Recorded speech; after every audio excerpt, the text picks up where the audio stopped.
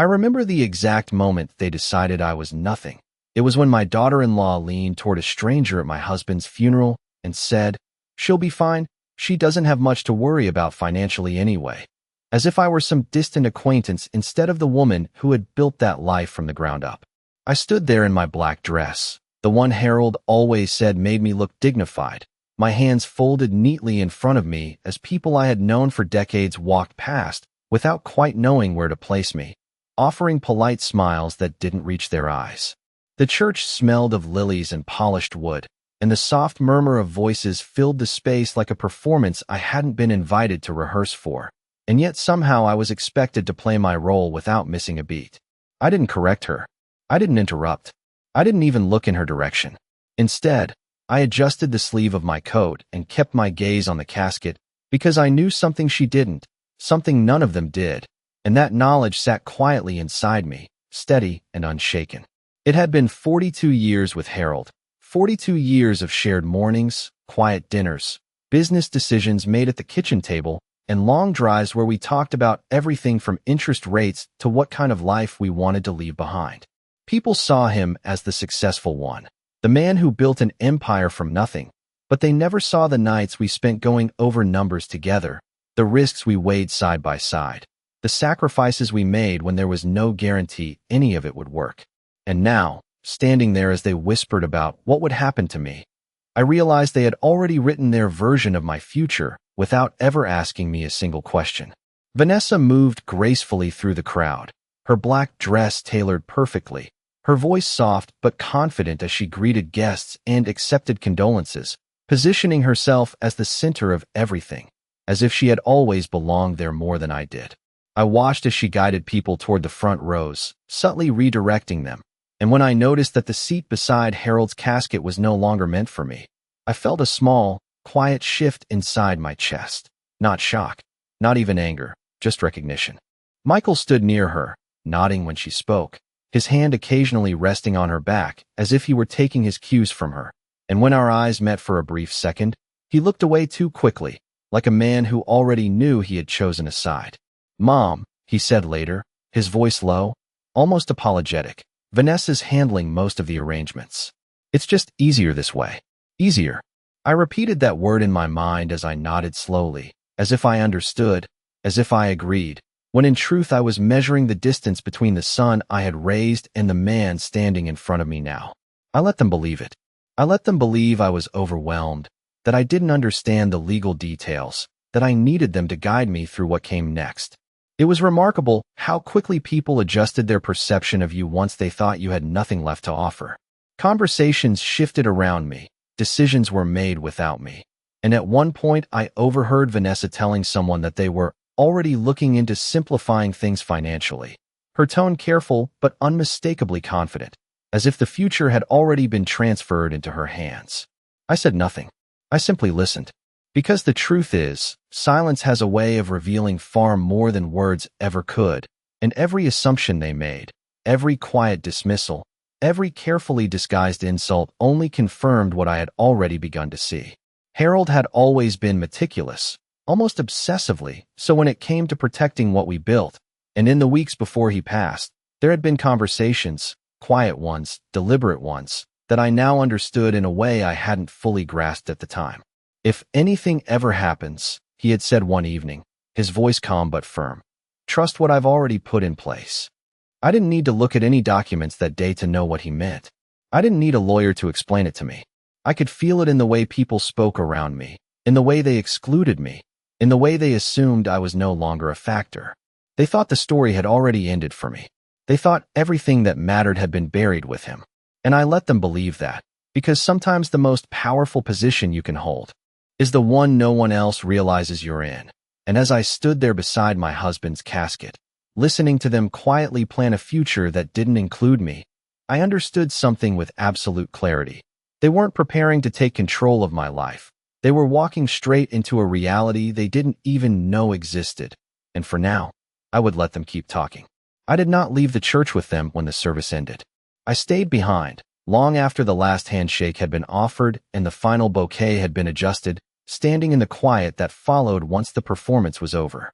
The staff moved around me with practiced efficiency, collecting programs, straightening chairs, preparing the space for whatever came next, and for the first time that day, no one was watching me closely enough to measure my reaction. It was almost peaceful, in a way that had nothing to do with grief and everything to do with clarity. Outside, I could hear the low hum of engines and polite conversations as people gathered in the parking lot, likely discussing where to meet for lunch, who would handle what next, how quickly life would return to something resembling normal. I knew exactly what they were saying, because I had said those same things myself at other funerals, back when I still believed that loss followed a predictable pattern, that there was a right way to move forward. What I had not understood then was how quickly people begin to reorganize their loyalties, how easily they start rewriting roles when they think someone has lost their place. When I finally stepped outside, the sky had turned a pale gray, the kind that makes everything feel flatter than it is, and I saw them standing together near the front of the lot. Vanessa was speaking to a couple I recognized from Harold's business circle, her hand resting lightly on Michael's arm, her posture relaxed and confident in a way that suggested she had already stepped into something new. I watched as she nodded, smiled, and then said something that made the couple glance briefly in my direction before offering her a look that was almost sympathetic, and I did not need to hear the words to understand the meaning. I walked toward them at a steady pace, not rushing, not hesitating, and when Michael noticed me approaching, he straightened, slightly as if remembering that he was supposed to include me in whatever came next.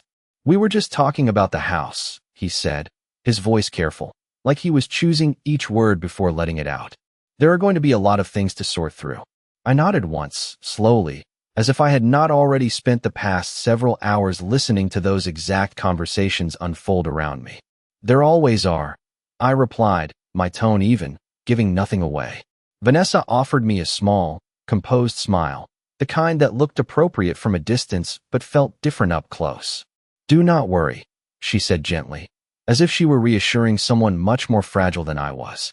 "We will make sure everything is handled properly. You will not have to deal with any of the complicated parts." I held her gaze for just a second longer than necessary, long enough to let her feel that I had heard every word, and then I looked away first, not because I was yielding, but because I did not need to prove anything yet. "That sounds very efficient," I said, and I could see the flicker of satisfaction in her expression, as if she had just confirmed something she had been hoping was true. Michael exhaled quietly, a small release of tension that did not go unnoticed, and I realized in that moment that he was relieved by my compliance, by the absence of resistance he had clearly been expecting. It made things easier for him, just like he had said. Easier to stand beside her, easier to avoid questions he did not want to answer, easier to believe that the decisions being made were necessary rather than convenient. "We can go over everything tomorrow," he added, already shifting the conversation forward, already moving past the moment as if it had been resolved. "There are some documents, accounts, things that need to be reviewed." I nodded again, as if I had not already seen those documents, as if I had not already spoken to the one person who actually understood how everything had been structured. "Tomorrow works," I said simply, and that was enough for them. Enough to confirm that I would follow, that I would listen, that I would accept whatever version of the future they were preparing to hand me. We stood there for another minute, exchanging the kind of polite, hollow conversation that fills space when no one is willing to say what they are really thinking. And then Vanessa suggested they head to the reception, her tone light, almost casual, as if the rest of the day would unfold exactly the way she had planned it. I watched them walk toward the car together, their steps in sync, their conversation already shifting to something else, something that did not include me, and I felt that same quiet shift inside me again, stronger this time, more defined. They thought they were guiding me into a smaller life, into something manageable, something dependent. They thought they were protecting me from complexity. But what they were really doing was revealing exactly how little they understood about the foundation they were standing on. I took one last look at the church, at the place where they believed everything had ended, and then I turned away, already thinking about the next day, already knowing that when we sat down to review those documents, I would let them speak first, I would let them explain, and I would listen carefully, because the more they revealed, the clearer it would become just how far they had miscalculated. The next morning arrived with a stillness that felt almost deliberate, as if the house itself was waiting to see how I would move through it without him, and I took my time getting dressed, choosing a simple navy outfit instead of black, because I had already given enough of myself to mourning in front of people who were not truly mourning with me. By the time Michael and Vanessa arrived, the sun had climbed just high enough to cast long shadows across the living room floor, and I noticed how quickly Vanessa's eyes moved, taking in the furniture, the artwork, the small details she had never really paid attention to before, as if she were seeing the house not as a home, but as something to be assessed.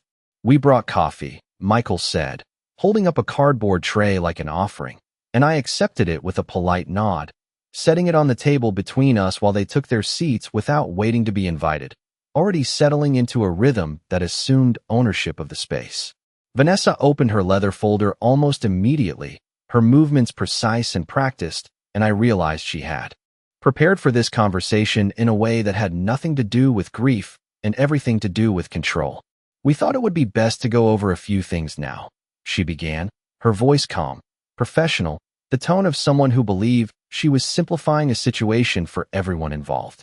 "There are accounts, properties, and some business interests that will need to be reorganized." I sat back in my chair, folding my hands loosely in my lap, giving her my full attention without offering any interruption, and that seemed to encourage her. She slid a few papers across the table toward me, carefully arranged, highlighted in places where she expected my focus to land. "These are the primary assets," she continued, tapping lightly on the top sheet. "And based on what we understand, it would make the most sense for Michael to take over the majority of the management responsibilities moving forward." Michael cleared his throat softly, not quite meeting my eyes, and I could see the faint tension in his shoulders, the part of him that knew this conversation was not as simple as they were pretending it was. "It is just a lot to handle," he added, his voice quieter now, almost apologetic. "We do not want you to feel overwhelmed." I let a small pause settle between us before I spoke, just long enough for them to lean into the silence. "That is very considerate," I said evenly, and I watched the subtle exchange of relief between them. The quick glance Vanessa gave Michael as if to confirm that things were going exactly as she had planned. She turned another page, pointing to a section that outlined a proposed structure, and as she explained it, I listened not just to her words, but to what sat beneath them. The assumptions, the quiet confidence, the belief that I would simply agree because it seemed reasonable on the surface. "This way," she concluded, sitting back slightly, "everything remains stable, and you do not have to worry about any of the technical details." I reached for the papers then, finally touching them, letting my fingers rest on the edge as if I were considering every line carefully, even though I already knew what they contained and what they did not. "And you believe this reflects what Harold intended?" I asked, my voice calm, almost curious, and for the first time, Vanessa hesitated, just briefly, before nodding. "Yes," she said, her tone steady again, though I could hear the slight tightening behind it. "Based on everything we have seen." I held her gaze for a moment, then shifted my attention to Michael, who looked as though he wanted to say something more, but could not quite find the words. "I see," I replied, setting the papers back down in front of me with deliberate care. I did not argue. I did not question further. I simply let the silence stretch again, and in that silence, I could feel their certainty settling into place, solidifying into something they believed was already decided. What they did not realize was that I was not measuring the documents in front of me. I was measuring them, their confidence, their timing, the way they had chosen to approach this conversation before anything had been formally presented, and it told me everything I needed to know. I nodded once, slowly, as if coming to a conclusion. "All right," I said, my voice as steady as it had been the day before, and that was enough for them. Enough to confirm that I was still exactly where they thought I was, still one step behind, still willing to follow their lead. And as Vanessa closed her folder with quiet satisfaction, I leaned back in my chair, already aware that they had just revealed far more than they intended, and that was precisely what I had been waiting for. After they left that morning, the house did not feel empty the way people often describe it after a loss. It felt exposed, not because Harold was gone, but because for the first time in decades, I could see the space without the quiet buffer he had always been. Every room carried a memory, not just of our life together, but of decisions made, conversations held in low voices late at night, and plans that had never needed to be explained to anyone else. I walked slowly through the living room, running my hand lightly across the back of the chair he used to sit in, not out of sentimentality, but out of habit, and I realized how many of those habits had been built on a kind of trust that now sat in question. It was not grief that settled in me then. It was recognition. Recognition that while I had been standing beside him all those years, learning, observing, contributing, others had only been watching from the outside, assuming they understood something they had never actually been part of. I moved into the study, the one room Vanessa had not yet tried to organize or simplify, and for a moment I stood in the doorway, taking in the familiar order of it. The desk was exactly as he had left it, the papers stacked neatly, the drawers closed, everything in its place. Harold had always believed that if something mattered, it should be documented properly, protected carefully, and never left to chance. That belief had shaped everything we built, from the smallest account to the largest investment, and it was not something he would have abandoned at the end. I sat down in his chair, the leather still holding the faint impression of years of use, and opened the top drawer, not because I needed to search for anything, but because I wanted to remind myself of what I already knew. There were folders there, labeled in his handwriting, precise and deliberate, each one representing a piece of the structure that had kept our lives stable even when the world outside shifted. I did not open them all. I did not need to.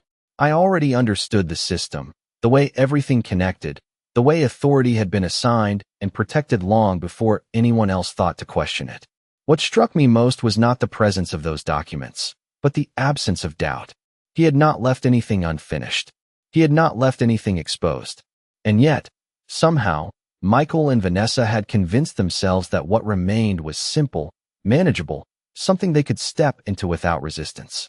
I leaned back in the chair and closed my eyes for a brief moment, recalling a conversation from years ago, one that had seemed almost unnecessary at the time.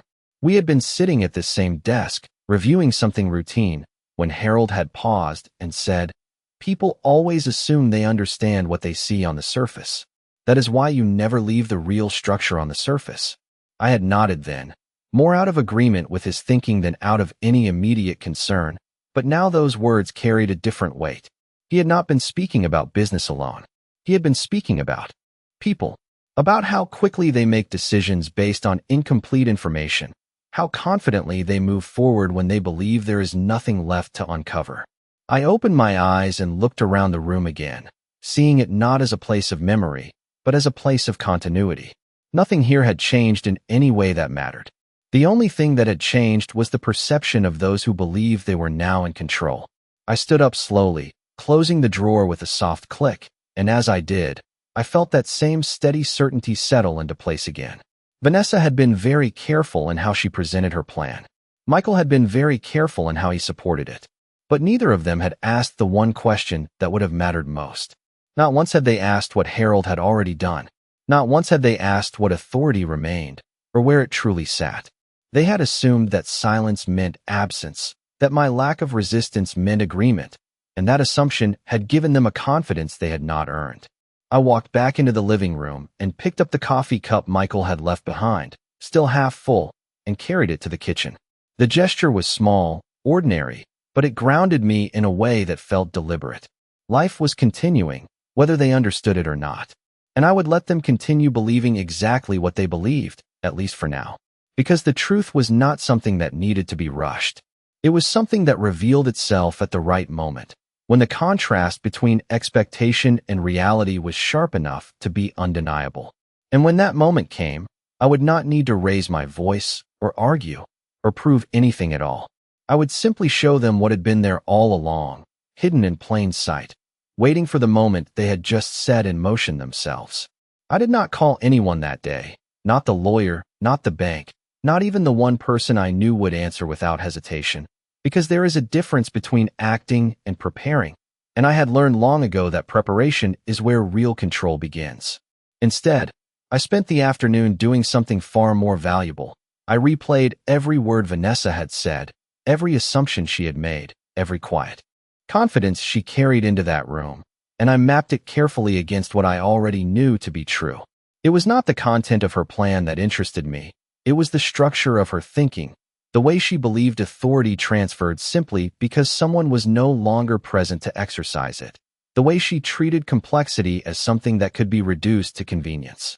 That kind of thinking always leaves gaps, and gaps, if you are patient enough, reveal everything.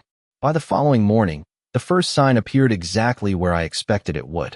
Michael called earlier than usual, his voice carrying that careful tone again, the one he used when he was trying to sound confident while still searching for reassurance.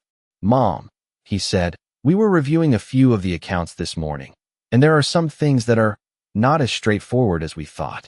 I let a small pause settle before responding, just enough to let him continue. "Some of the access is restricted," he added, more quietly now. "It looks like there are additional authorizations required." I nodded, even though he could not see me, because his reaction told me exactly what had happened. They had tried to step in. They had tried to move something, adjust something, confirm something, and for the first time, they had encountered resistance that did not come from me. "That can happen," I replied calmly. "Your father was very particular about how things were structured."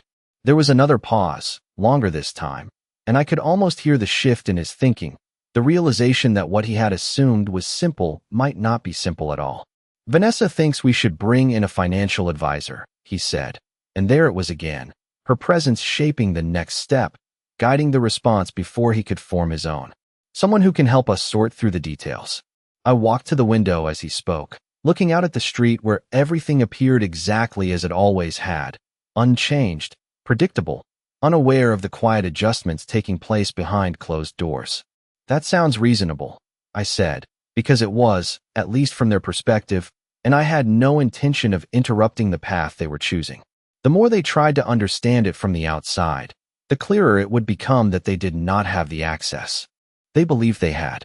"We might need you to come in as well," he added, his voice softer now, less certain. "There are some documents that list you as primary in certain areas." I allowed myself the smallest hint of acknowledgement in my tone, just enough to confirm without explaining. "Of course," I said. "Let me know when you schedule it." When the call ended, I remained by the window for a moment longer, not because I needed to think, but because I wanted to observe how quickly things were beginning to shift. It had taken less than 24 hours for the first crack to appear, less than a day for their confidence to meet something it could not immediately move through.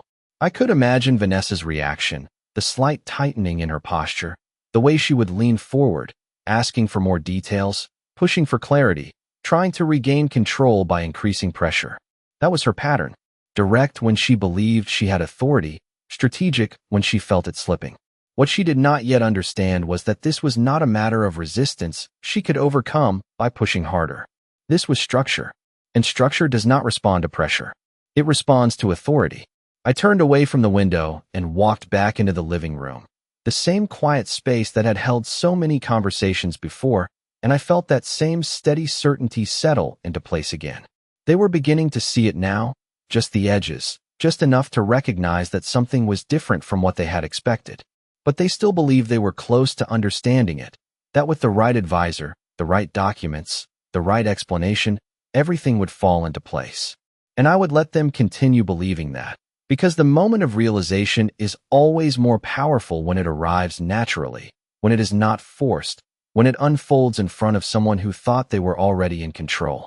And when that moment came, I would be exactly where I needed to be, not ahead of them, not behind them, but directly in front of the truth they had been circling without ever fully seeing.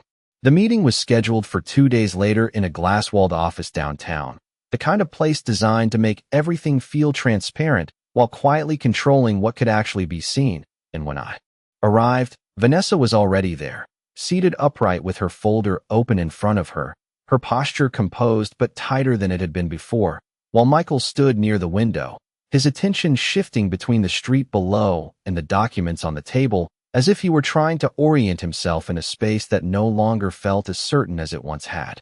The financial advisor they had chosen introduced himself with the smooth confidence of someone accustomed to walking into complicated situations and making them sound manageable, and as he began to speak, I took my seat without interrupting, placing my hands calmly on the table, allowing the conversation to unfold exactly as they needed it to. "We have reviewed the available information," he said, glancing briefly at Vanessa before continuing. "And there are several layers of ownership and authorization that are not immediately accessible without proper verification. Vanessa leaned forward slightly, her tone measured but firm. We understand that, she replied. But we need to streamline this. There has to be a way to consolidate control so we can move forward efficiently. The advisor paused, choosing his words carefully now, and I could see the moment he recognized that what he was looking at was not simply a matter of disorganization or delay. The structure appears to be intentional, he said slowly. Certain assets are held within a trust that designates primary authority differently than expected. Michael shifted in his chair, his gaze finally settling on me. And for the first time since the funeral, there was something else in his expression, not just uncertainty, but the beginning of awareness. What does that mean? He asked, his voice quieter now, less certain of the ground beneath him. The advisor turned slightly toward me, as if acknowledging something that had been present from the beginning but not yet addressed directly. It means, he said, that the authority to make decisions regarding those assets does not transfer automatically. It remains with the designated primary holder. Vanessa's fingers tightened around the edge of her folder, just enough to reveal the shift she was trying to contain, and she spoke again, her voice still controlled but carrying a sharper edge. And who exactly is listed as the primary holder? She asked. The room went still for a moment, not because the answer was unknown, but because it had not yet been spoken aloud in a way that could not be redirected or softened. I did not rush to fill that silence. I let it settle, let it stretch just long enough for both of them to feel the weight of it, and then I spoke, my voice calm, steady, unchanged from the way I had spoken the entire time. I said simply. No emphasis, no explanation, just the truth, stated without hesitation. Michael blinked, as if the words needed a moment to register, and then he looked back down at the documents in front of him, scanning them again with a different focus, searching for something he had overlooked. Vanessa did not look at me immediately. Instead, she turned to the advisor, as if expecting an alternative interpretation, something that would reframe what had just been said into something more manageable. There must be a secondary authorization, she insisted. A provision that allows for transition. The advisor shook his head slightly. There are provisions, he said, but they require the consent of the primary holder. Without that, the structure remains as it is. I could see it then, the exact moment her confidence met something it could not move through, the realization that what she had been trying to simplify was not designed to be simplified without me. Michael leaned back slowly in his chair, his expression no longer uncertain, but unsettled in a way that suggested he was beginning to understand the full shape of what they had walked into. Mom, he said, his voice careful again, but different now. Why did you not mention this before? I met his gaze without hesitation, not with accusation, not with disappointment, but with clarity. You did not ask, I replied. The words were not sharp, but they did not need to be. They settled into the room with a finality that could not be redirected, and in that moment, the dynamic shifted completely, not because I raised my voice or argued my position, but because the truth had been placed exactly where it belonged, in front of them, undeniable and unchanged by anything they had planned. Vanessa closed her folder slowly, her movements more controlled now, more deliberate, as if she were recalibrating, adjusting to a reality that no longer aligned with the one she had prepared for, and I sat there quietly, exactly as I had been from the beginning, knowing that the moment they had been moving toward had finally arrived, not with confrontation, not with resistance, but with something far more precise. The simple realization that the authority they thought they had already stepped into had never left me at all. The silence that followed did not break immediately, and I did not try to fill it, because there is a particular kind of silence that only exists when something irreversible has just been understood, and I could see it settling over both of them in different ways. Michael stared at the table, his fingers resting on the edge of the document, as if he were trying to anchor himself to something stable, while Vanessa remained perfectly still, her composure intact on the surface, but no longer effortless, no longer automatic. The advisor cleared his throat softly, shifting in his seat as if unsure whether to continue or step back, and I gave him a small nod, a quiet permission to let the moment stand on its own. So moving forward, he began cautiously. Any decisions regarding these assets would require your approval, and though he directed the statement toward the room, his eyes settled briefly on me, acknowledging what had now been made clear. Vanessa leaned back slowly, her expression smoothing into something controlled again. But this time it was not confidence, it was calculation. I recognized it immediately. This was the part where she adjusted, where she restructured her approach, where she looked for a new angle rather than pushing against the one that had just closed. "Of course," she said, her tone lighter now, almost conciliatory. "We just want to make sure everything is handled responsibly. That is all." I did not respond right away. I let her words sit there, neutral, harmless on the surface, and I considered the shift in her language. She was no longer speaking about control. She was speaking about responsibility. It was a subtle change, but it told me everything about how she was repositioning herself. Michael finally looked up, his expression unsettled in a way I had not seen before, and there was something else there now, something closer to recognition than confusion. "Why didn't Dad tell me this?" he asked, not accusing, not even frustrated, just genuinely searching for an answer that made sense of what he had missed. I met his gaze steadily. "He did," I said, "just not in the way you expected." He frowned slightly, trying to follow that, and I could see the memory forming slowly, pieces of past conversations rearranging themselves into something new. "He told you what mattered." I continued, my voice calm, not instructional, not corrective, simply clear. He just did not explain every detail. That was never his way. Vanessa's eyes flickered toward me, just for a moment, and I could see the question behind them, the one she was not ready to ask out loud yet. How much did I know? How long had I known it? How far did it extend beyond what had just been revealed? I stood then, not abruptly, but with quiet intention, gathering the papers in front of me and placing them neatly back on the table. "I think we have enough information for today," I said, my tone steady, final without being forceful, and the advisor immediately nodded, relieved perhaps to have a clear endpoint to a conversation that had shifted beyond his initial expectations. Vanessa hesitated for a fraction of a second, then closed her folder as well, her movements precise again, though not quite as effortless as before. Michael rose more slowly, his attention still divided between the documents and the realization that had not fully settled yet. As we stepped out of the office, the city noise met us again, distant traffic, voices, the ordinary rhythm of everything continuing as it always had, and for a moment none of us spoke. Then Michael turned to me, his expression softer now, uncertain in a way that felt different from before. "Mom," he said, "we should talk more about this. About everything." I nodded once, not dismissing him, but not rushing to fill the space either. "We will," I replied, because we would, but not in the way he was expecting. Vanessa stood beside him, composed once more, but I could see the distance she was already calculating, the adjustments she was already making, the new strategy forming behind her eyes. She had not lost her position in her own mind. She had simply encountered something she had not anticipated, and now she would look for a way around it. That was who she was. I understood that now more clearly than ever. As we parted ways on the sidewalk, I did not look back. I did not need to.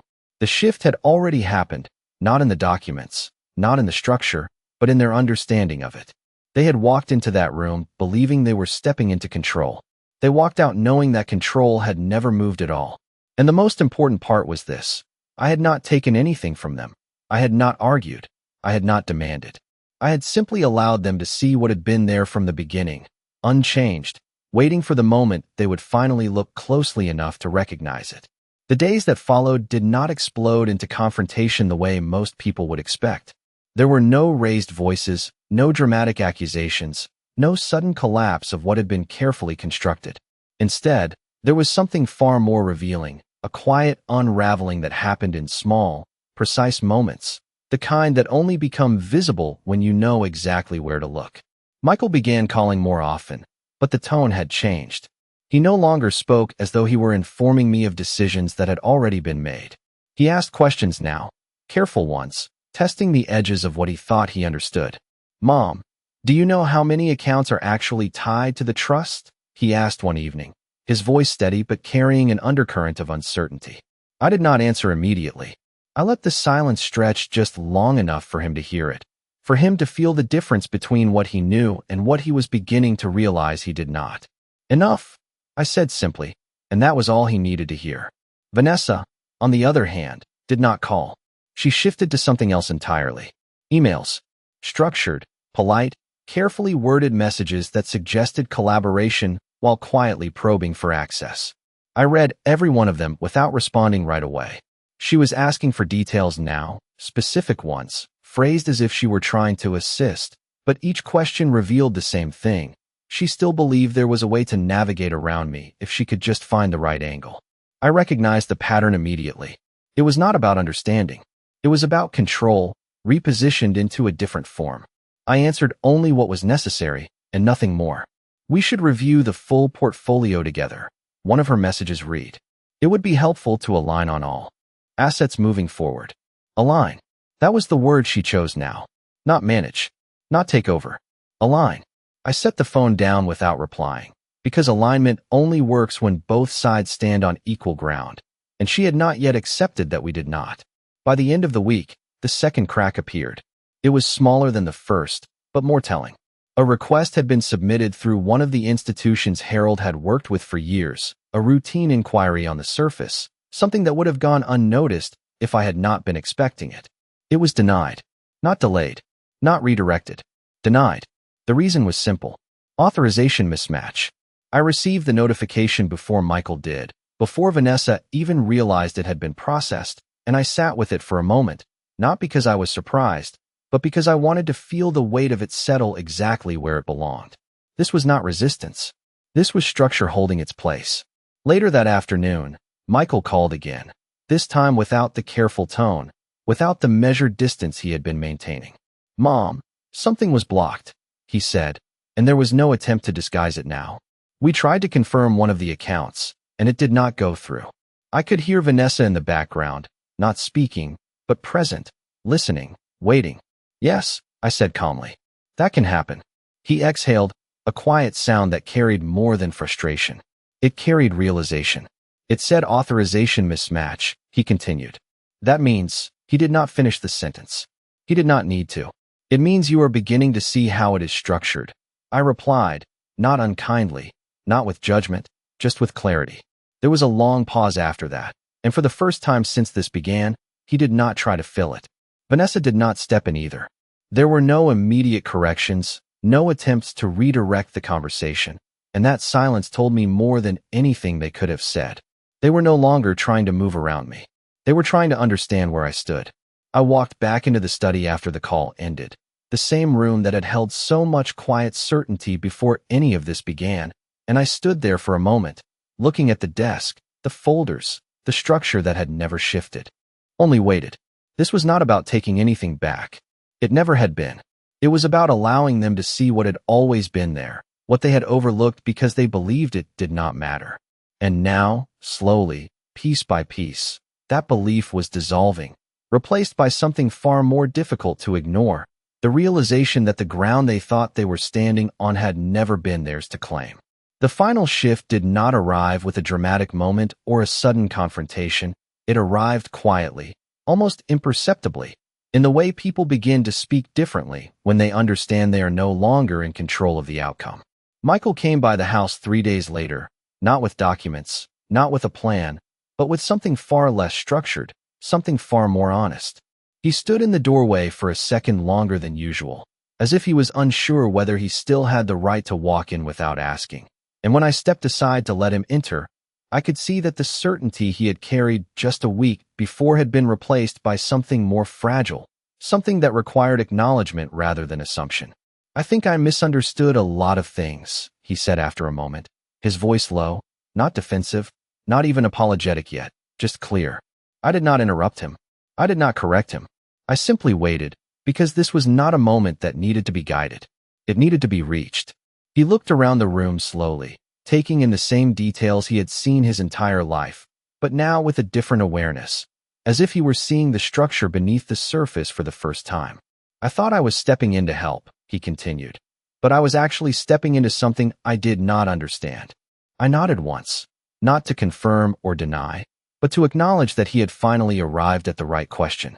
"That happens," I said calmly, and that was enough. Vanessa did not come with him. She did not call either. Instead, her absence spoke more clearly than anything she might have said. I knew she was still working through it, still adjusting, still trying to find a position that made sense in a structure that no longer responded to her the way she expected. But this was no longer about her. This was about what remained once the assumptions had been removed. Michael sat down across from me, his posture different now, no longer leaning forward with urgency, no longer positioning himself as the one guiding the conversation. "What happens now?" he asked, and there it was, the question that should have been asked from the beginning. Not what can we take, not how do we manage this, but what happens now? I let the silence settle for a moment, not because I needed time to think, but because I wanted him to understand that the answer was not something I would hand to him in the way he had expected everything else to be handed over. "Now," I said finally, my voice steady, "we move forward the way your father intended."